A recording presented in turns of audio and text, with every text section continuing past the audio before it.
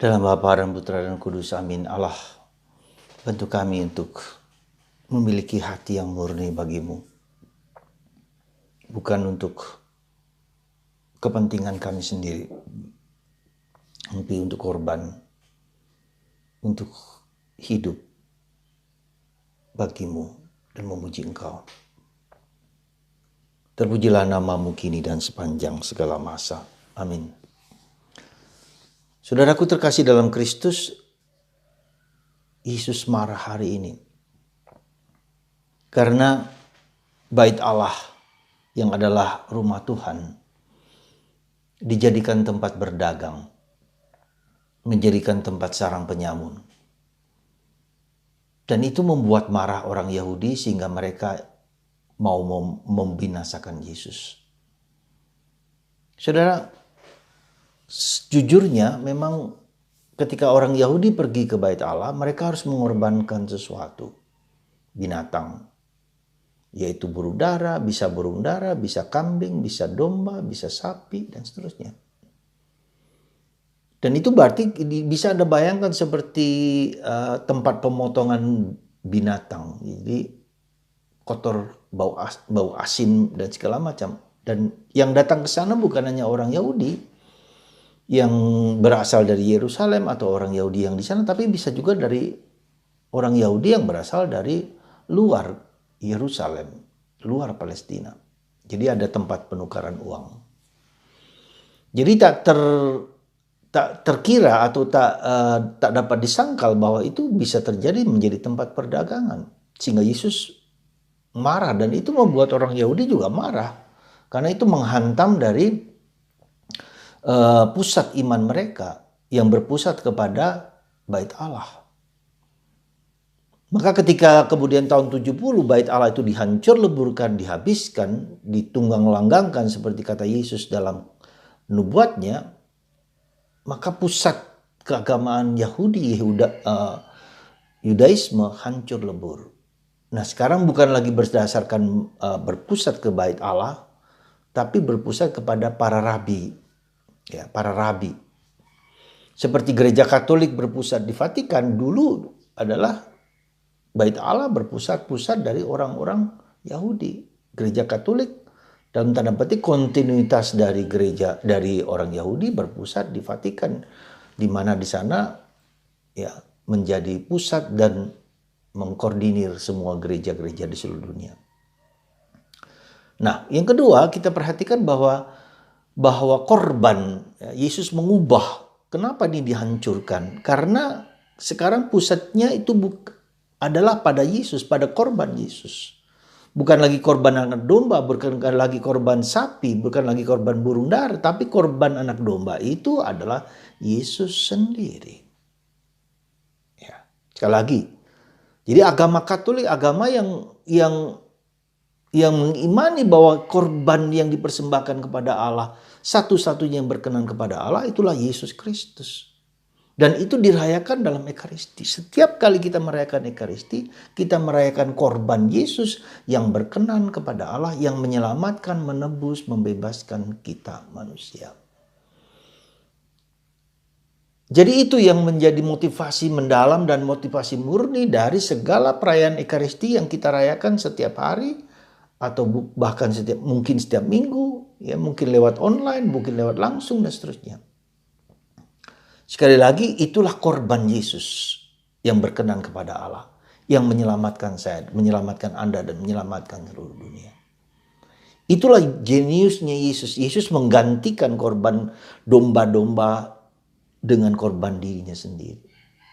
Ya, seperti korban maka diperlakukan tidak adil, dihina, diejek, disalib, apapun juga, ya, ditendang dan seterusnya. Dan itulah Yesus. Dan jeniusnya bagi orang Katolik, bagi orang Kristen juga, bahwa Tuhan menjadikan salib itu, menjadi korban itu yang mengerikan itu, menjadi tanda keselamatan. Dan itu, saudaraku terkasih, cara Tuhan menyelamatkan kita justru lewat korban salib. Nah, ini juga berarti bagi kita adalah korban salib itu juga merupakan perjuangan pergulatan hidup kita. Saudara, kenapa saya katakan begitu? Coba Anda perhatikan. Ya, bahwa kita ini mengikuti Yesus, menjalankan kehidupan bersama Yesus. Ya. Bait Allah itu sekarang itu adalah hati kita sendiri. Di dalam hati kita rumah doa. Ya. Rumah doa itu sekarang ada dalam hati kita, dan itu menurut Paulus. Jadi dalam hati kita rumah doa itu harus rumah doa yang murni, yang bersih, yang suci. Tapi de facto tidak demikian gitu loh. Ada banyak dosa yang kita tahu di dalam hati kita, ada banyak dosa. Nah, salah satu dosa yang dikecam oleh Yesus adalah perdagangan, ya, berdagang. Nah, kalau berdagang itu kan untung rugi. Ya, take and give. Jadi saya memberi supaya mendapatkan sesuatu. Dan ini Yesus berdoa bukan seperti itu. Meskipun ada unsurnya bahwa kita harus berdoa, bahwa kita harus menjalankan kegiatan kita rohani dan seterusnya, supaya kita mendapatkan apa yang kita mohonkan dari Tuhan. Tapi itu bukan yang paling penting, bukan yang paling sentral. Doa adalah bahwa kita memuliakan Tuhan, mengagungkan Tuhan. Ya. Dan hidup rohani kita adalah hidup penyangkalan diri, pengosongan diri, ya, menjadi seperti anak kecil, menjadi berkorban, ya, hidup pengosongan diri. Ya. Pertobatan itu adalah pengosongan diri, dan itulah bedanya kita dengan, jadi kita justru memuji Tuhan supaya Tuhan itu membersihkan hidup kita. Dan Tuhan mengerti, karena apa? Karena Tuhan tahu apa yang menjadi kebutuhan kita. Kita tidak minta pun, Tuhan tahu apa. Tuhan memelihara kita dari ujung kepala, ya, rambut ujung kepala sampai ujung kaki. Dia memelihara kita, dia tahu. Dia Bapa kita, dia Allah kita, dia pencipta kita. Nah, tugas kita hanyalah bahwa kita memuji dan memuliakan Tuhan. Nah, dalam proses itulah maka kita mengalami salib. Karena apa? Karena kita harus menyangkal diri. Kecenderungan kita adalah kecenderungan untuk kita mendapatkan sesuatu. Kita mendapatkan kesembuhan, kita mohonkan A, B, dan C. Tidak salah. Tetapi kita tidak boleh memaksa Allah, tetapi kita tidak boleh bertujuan demikian gitu loh. Kita ingin memuji, memuliakan Tuhan, mengagungkan Tuhan. Kita boleh minta, memang Yesus mengatakan ketuklah pintu, ketuklah. Tetapi bukan kehendakku, tetapi kehendakmu lah yang terjadi. Dan itulah Bunda Maria, dan itulah Santo Yosef, dan itulah Yesus mengorbankan hidupnya. Maka saudaraku terkasih dalam Kristus, ada dua hal yang harus kita lakukan. Kalau demikian kita tidak boleh berdagang. Boleh dalam tanda petik, bisa kita mohonkan, tetapi tergantung dari Tuhan. Ya. Dan kemudian sarang penyamun, artinya apa? Kita tidak boleh menggunakan agama, menggunakan Tuhan untuk kepentinganku sendiri. Ya. Coba penyamun itu apa? Dia mencari keuntungan, mencari menggunakan bahkan yang rohani pun untuk kepentingan dirinya sendiri. Lalu apa yang harus kita lakukan? Pertama, saudaraku terkasih, adalah pertama kita belajar untuk mengerti bahwa hidup rohani kita adalah merupakan, dan diri kita merupakan persembahan diri kita seperti Yesus.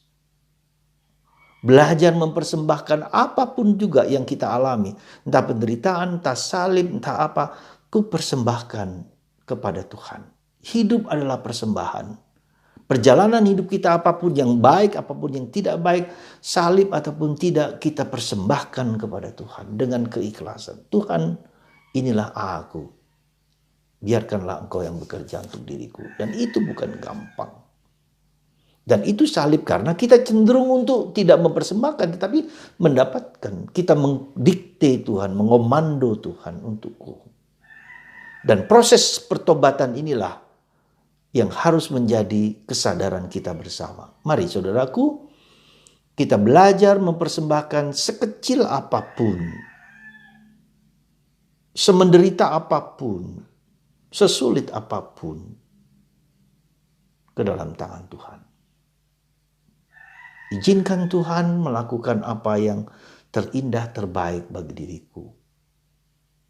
Dan pengosongan diri. Lepas bebas, tangan kosong. Itulah yang kita persembahkan kepada Tuhan. Semoga kita dilatih dan melatih diri untuk terus-menerus mempersembahkan apa saja. Ya, penderitaan kita, salib kita, kesulitan kita, masalah hidup kita. Dengan penuh kesadaran Tuhan yang menyelenggarakan yang terbaik bagi Anda, bagi saya. Semoga kita menjadikan ruang hati kita menjadi tempat berdoa. Berdoa bukan untuk mendapatkan sesuatu. Berdoa untuk memuji, memuliakan, mengagungkan nama Tuhan. Dan mengizinkan Tuhan untuk mengubah hidup kita.